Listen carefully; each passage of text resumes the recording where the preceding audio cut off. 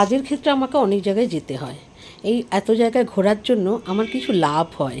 সেই লাভটা হচ্ছে বিভিন্ন জায়গায় বিভিন্ন দর্শনীয় জিনিসগুলো আমি ঘুরতে পারি। এটা একটা বুদ্ধ মন্দির। ওইখানে বৌদ্ধ সন্ন্যাসী বসে বই পড়ছিলেন। ওনার পারমিশন নিয়ে আমরা এই বুদ্ধদেবের সমস্ত কিছু ভিডিও বা ফটো তুলি।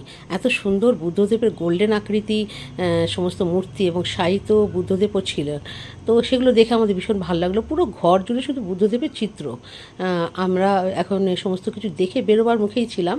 এখানে দেখো ওপরের দরজার ওপরের দিকে বুদ্ধদেবের বিভিন্ন ক্রিয়াকাণ্ডের ছবি টাঙানো আছে। তো ভীষণ সুন্দর লাগছিলো, শান্ত একটা পরিবেশও। আর আমরা বাইরে গেলাম, বাইরে গিয়ে ডান দিকে দেখলাম যে একটা শোকেসের মধ্যে প্রচুর বুদ্ধদেবের মূর্তি, একই রকম মূর্তি কিন্তু বিভিন্ন নাম আছে।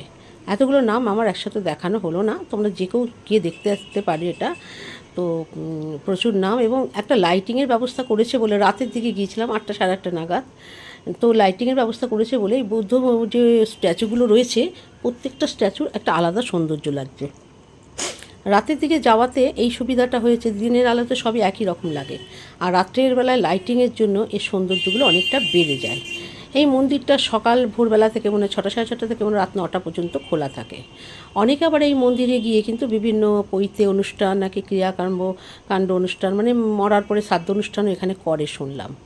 তো যাই হোক, আমরা বেরিয়ে পৈতে করে কি না আমি সঠিক বলতে পারবো না, তবে এই অনুষ্ঠানটা শুনলাম হচ্ছে। বেরিয়ে দেখলাম যে আরেকটা মন্দির রয়েছে, বেরিয়ে মানে ওই গ্রাউন্ডের মধ্যেই, সেটা খুব সুন্দর লাইটিং দিয়ে সাজানো। ভেতরেই ধ্যানরত বুদ্ধ বসে আছেন, বাইরে থেকে তালা দেওয়া, ভেতরে ঢোকা গেল না। তা আমরা যেটুকু দেখলাম পরিষ্কারই দেখা যাচ্ছিল। কিন্তু মন্দিরটা যেহেতু তার লাইটিংয়ের ব্যবস্থা আছে, অপূর্ব সুন্দর লাগছিলো। এটাই হচ্ছে রাত্রিবেলা যাওয়ার একটা এক্সট্রা পাওয়া আর কি।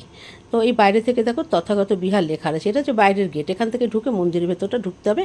মন্দিরের চারিদিকে পরিবেশটা খুব সুন্দর, শান্ত। আমরা সবাই জানি বুদ্ধদেব শান্তির বাণী প্রচার করতেন। তো আমরা বেরিয়ে পড়লাম আমাদের যাওয়ার উদ্দেশ্যে।